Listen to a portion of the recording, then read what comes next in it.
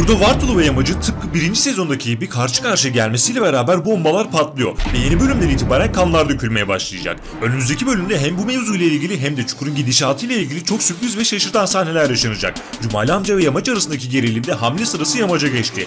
Bu videoda kesinlikle kaçırmamanız gereken birçok mevzudan bahsedeceğiz. Bu mevzuların yanı sıra videonun sonunda bonus olarak Karakuzular, Ebu Kayatar ve 5. sezonla ilgili son durumları sizlerle paylaşacağız. İlk olarak geçtiğimiz bölümün son sahnesiyle ve devamında yaşanacaklarla başlayalım.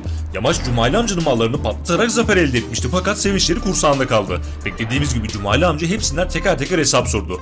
En önemlisi ise artık Yamaç ve Vartolu birinci sezondaki gibi karşı karşıya geldi. En az 2, en fazla 4 bölüm boyunca Vartolu ve Yamaç arasındaki gerilimleri izleyeceğiz. Gerçekler ortaya çıkana kadar bu ikili arasında tam anlamıyla kardeş savaşı yaşanacak. Yamaç Vartolu'ya ufak bir şiir okuyarak Hodri meydan dedi. Peki Yamaç bu şiiriyle ne anlatmak istedi? Yeni bölümde yapacağı ilk hamle ne olacak? Şimdi gelelim bu konuya. İlk olarak şu ufak eleştiri yaparak başlayalım. Reyting savaşında zirvede yer aldık fakat geçtiğimiz bölüm hem Aras Bulut İynemli'nin cenazesinden dolayı çekimlerinin yapılmaması ve hem de genel olarak konuların yavaş ilerlemesiyle beraber beklenilen heyecanın olmaması birçoğumuzun tepkisini çekti. Ancak önümüzdeki bölüm bunun telafisi niteliğinde güzel sahnelerle geçecek. Yamaç Vartolu'ya Cemal Süreyya'nın şiirini okudu ve isyan başlattığının altını çizdi. Yamaç'ın okuduğu şiirde yazan bu sözlerin anlamı ise şu şekilde. Zeytin dalı barışı temsil ediyor. Şelale artık patlamış olan tutulamayan isyandır. Barış ve huzur kırılmıştır. Celalilik kelimesi ise Anadolu'da Osmanlı iktidarına yönelik başlatılan isyan ve ayaklanmaları ifade ediyor. Yamaç son sözünde Vartolu'ya Celali'nin diyerek isyan başlatan taraf olduğunu ima etti. Kısacası artık Çukur'da tam anlamıyla isyan başladı. Hatta Yamaç artık eskisinden daha güçlü ve daha acımasız olacak. Tıpkı babası gibi olması gereken neyse onu yapacak. Olaylara duygusal açıdan bakmayacak. En büyük gücü ise Efsun'dan ve kızından alacak. Cumali amcanın herkesi tek tek hesap sormasının ardından Yamaç harekete geçerek amcaya, Vartolu'ya ve Çukur'a karşı sıradaki hamlesini yapacak. Bu hamleyle beraber tüm Çukur halkı isyan başladığını net bir şekilde görecek ve taşlar yerinden oynayacak. Herkes kendi safını seçecek. Tıpkı geçtiğimiz bölümde Cumali amcanın Vartolu'ya dediği gibi silahlar patlayacak ve Çukur insanı zarar görecek. Yamaç'a karşı uyarılarını yapan Vartolu ise gerçekler ortaya çıkana kadar amcanın yanında durarak Yamaç'ın karşısında olacak ve birinci sezondan esintiler yapılacak. Yamaç ise öldürmeyen şeyi güçlendirir diyerek gözünü karartacak. Hatta Yamaç'ı daha da çıldırtacak olan bir mevzu daha var. O da Aliço ve Emmi mevzusu.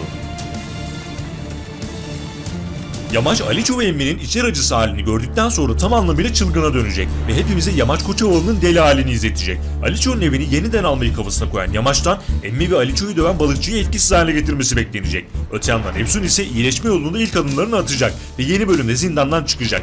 Efsun'u tamamen iyileştirecek olan olay ise bir önceki videoda da belirttiğimiz gibi Kulkan'ın ölümü olacak. Hatta geçtiğimiz bölümde Efsun yine bu konuyla ilgili Kulkan ölmeden önce yüzümü görecek diyerek bir spoiler daha verdi. Yamaç bir yandan Çukur'da isyan başlatırken bir yandan da Kulkan'ın peşine düşecek ve Kulkan'ın ölümü Yamaç'ın Efsun'la beraber iyileşmesi yolunda büyük bir adım olacak.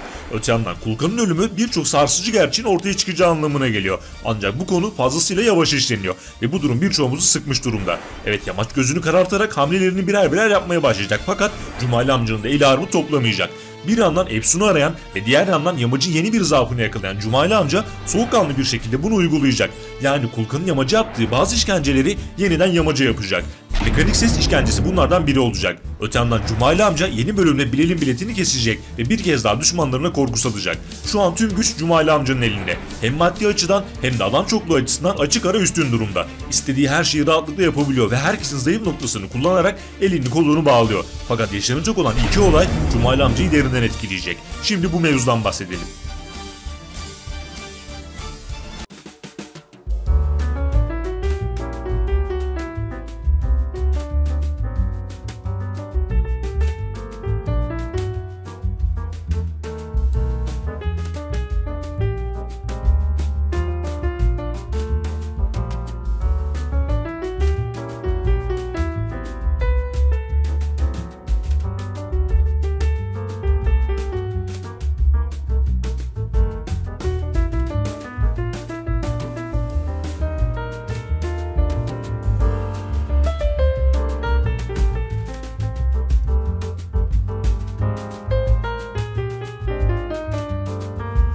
belki yarın, belki yarından da yakın yazısıyla kara kuzuların ortaya çıkacağını sinyali verildi. Aslında ilk sinyal 2 bölüm önce duvara Çukuristan'da yazan gençlerle verilmişti.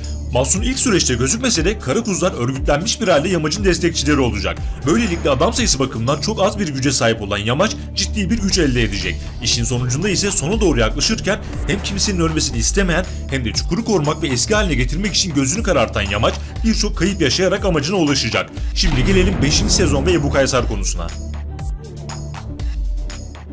Son günlerde ortalıkta böyle bir yazı dolaştı ve birçok kişi tarafından doğru olup olmadığı merak edildi. Bu belgenin herhangi bir doğruluğu yok dostlar. Basit bir şekilde hazırlanan bu tarz bir yazı birçok kişi tarafından rahatlıkla hazırlanıp piyasaya sürülebilir. Kısacası bu belgenin bir gerçekliği bulunmuyor. 5. sezonun olup olmayacağı ise hala birçok kişi tarafından merak ediliyor.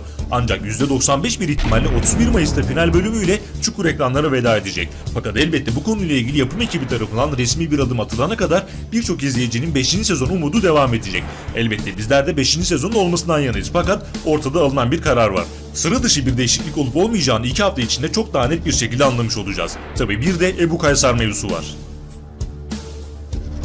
Geçtiğimiz günlerde Instagram hesabımdan mizah amaçlı yaptığım ve hayali olarak Ebu Kaysar senaryosundan bahsettikten sonra bu konuyla ilgili karakteri canlandırması beklenen Ekrem İspir adeta mesaj yağmuruna tutuldu ve Çukur'a gelip gelmeyeceği soruldu. Tecrübeli oyuncu ise hem canlı yayında hem de mesajlara verdiği cevaplarda Çukur'a gelmeyi çok istediğini ve bu durumun gerçekleşebileceğini ifade etti. Aslında Ebu Kaysar senaryosunu düşündüğümüzde 5. sezon için fazlasıyla konu ortaya çıkıyor ancak final yapılması durumunda Ebu Kaysar senaryosu gerçekleşse bile en fazla 3-4 bölümlük bir süreci kapsar.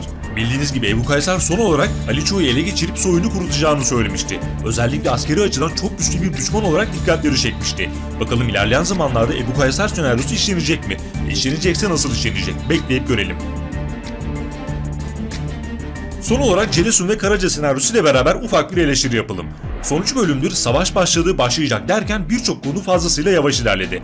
Özellikle Murtaza, Ayşe, Celesun ve Karaca arasında yaşanan sahneler izleyicilerin büyük bir çoğunluğu tarafından tepkiyle karşılanıyor. Son bölümlerde Celesun ve Karaca arasındaki kıvılcıma şahit olduk ve görünen şu ki bu ikili arasında aşk yaşanmaya başlayacak ve hatta ilerleyen bölümlerde evlilik kararı bile alınabilir. Sonrasında ise Çukur'un klasiği haline gelen katliamda geçen bir düğün sahnesi yaşanabilir. Bu bir ihtimal tabii, kesinliği yok.